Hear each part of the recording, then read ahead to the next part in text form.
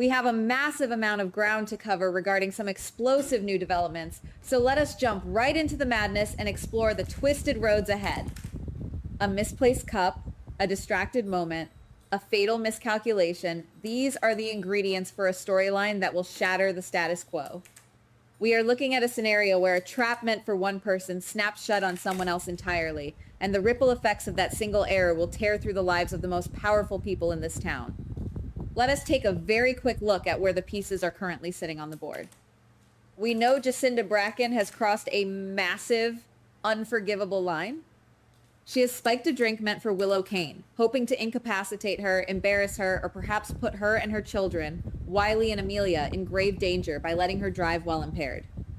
Right now, the trajectory seems straightforward to the untrained eye. Jacinda sets the trap, Willow gets woozy, and Michael Corinthos rushes in to intervene before tragedy strikes. The board is set with Jacinda believing she holds all the cards, smiling in the shadows as her venomous little plan takes root. But this is merely the starting line. This current setup is nothing more than a fragile house of cards waiting for a single gust of wind to blow it all down. The players are in position, but they are about to be violently rearranged. This brings us to our first potential future. And guys, this could lead to the formation of the most terrifying, unstoppable alliance Port Charles has seen in a decade. Imagine this scenario. Instead of Willow taking that fateful sip of the tainted coffee, Michael Corinthos, completely unaware and perhaps distracted by the chaotic energy of the day, picks up the wrong cup. He drinks the spiked beverage intended for his wife. At first, Jacinda might believe everything is going according to plan, completely oblivious to the catastrophic error she just made. But then, the chemicals take hold. Michael begins to exhibit strange, erratic behavior. He loses his balance, his speech slurs, his cognitive functions plummet, and his usual sharp demeanor dissolves into confusion. Willow, knowing her husband better than anyone on this earth, immediately realizes something is terribly, dangerously wrong. In this scenario, the story could be heading toward a massive, unprecedented family mobilization. Nina Reeves, who is already on high alert regarding anything involving her daughter, discovers the tainted cup. She quickly pieces together that the poison was meant for Willow and that Jacinda is the architect of this nightmare.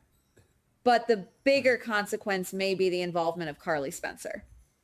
If you know anything about Carly's history, you know that her children are her absolute non-negotiable boundary. The trauma of losing Morgan Corinthos still dictates her every protective instinct.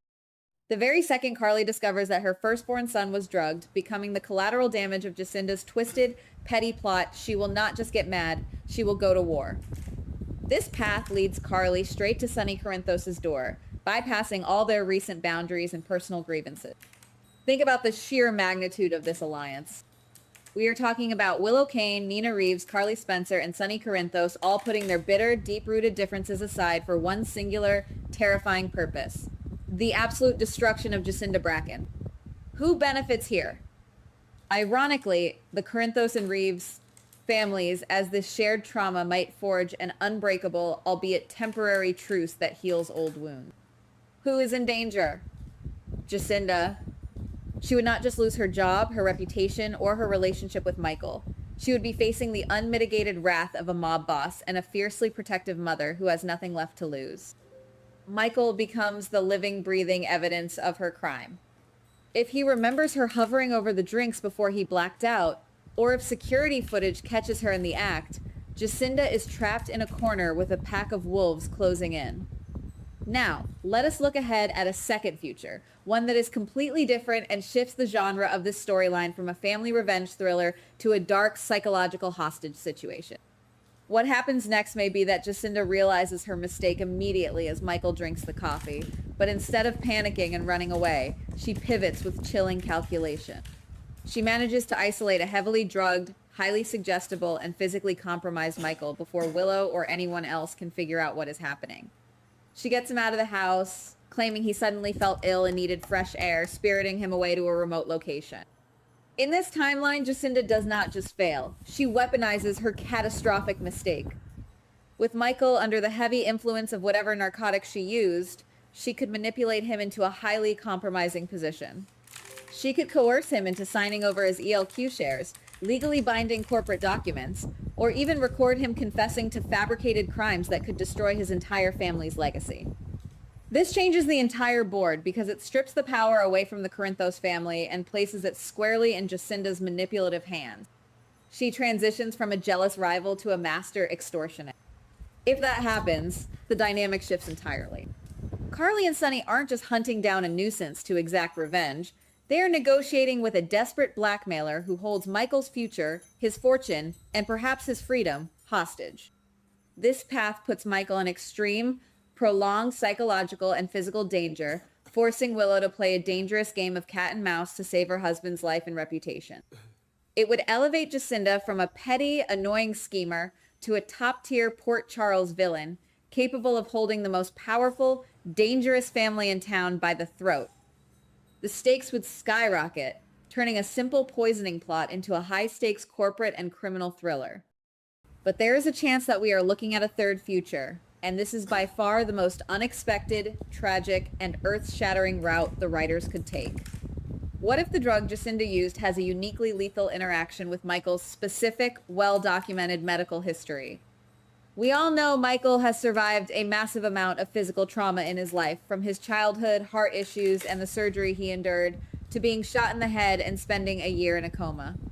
His neurological and cardiovascular systems have been through the ringer. What if this supposedly harmless sedative that Jacinda acquired causes a massive cardiac event, a severe seizure, or a catastrophic neurological crisis? This is not just a slight variation of the first path. This is a total irreversible paradigm shift for the entire canvas.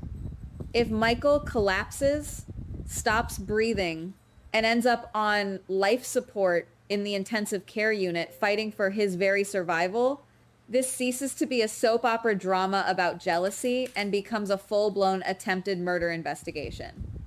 Jacinda's minor sabotage turns into a potential homicide case.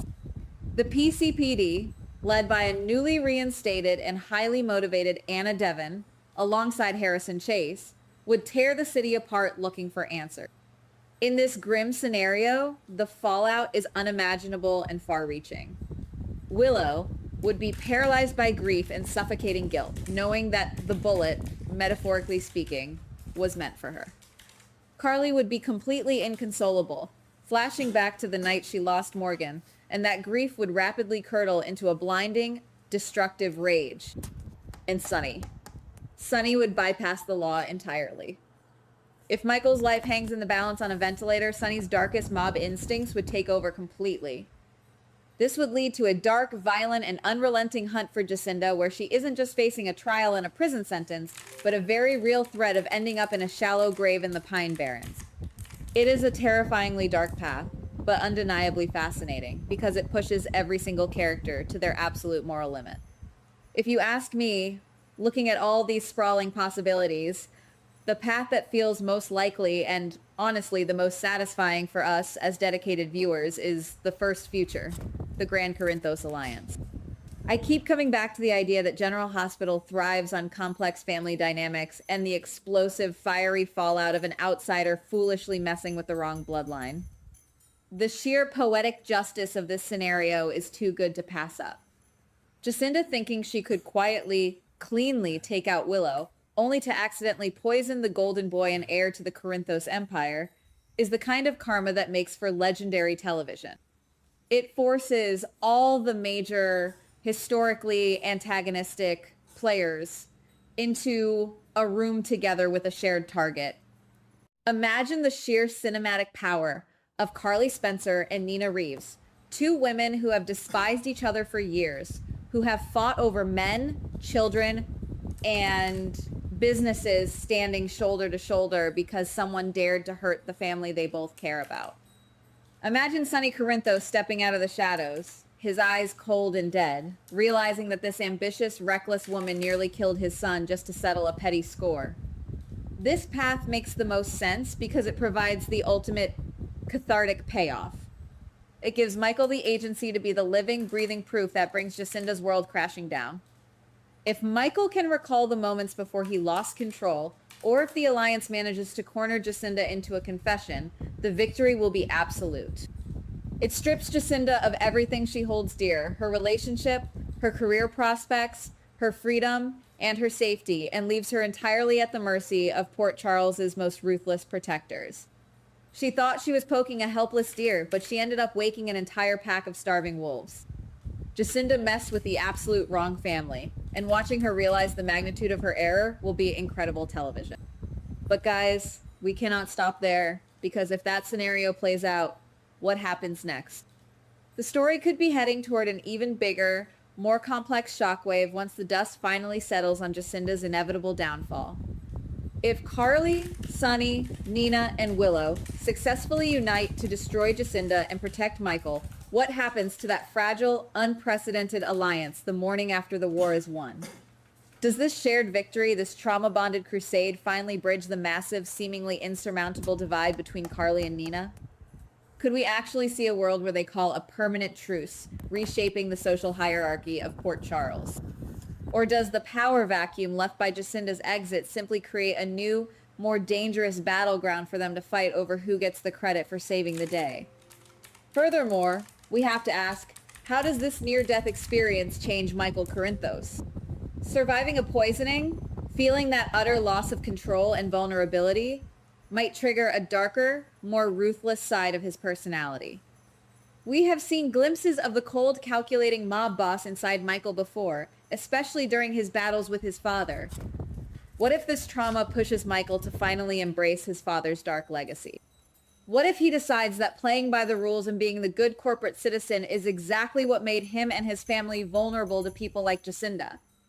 The bigger consequence may be Michael deciding that the only way to truly protect Willow, Wiley, and Amelia is to become the very thing he has always fought against a true Corinthos. Looking ahead, Jacinda's fatal mistake isn't just the end of her pathetic story.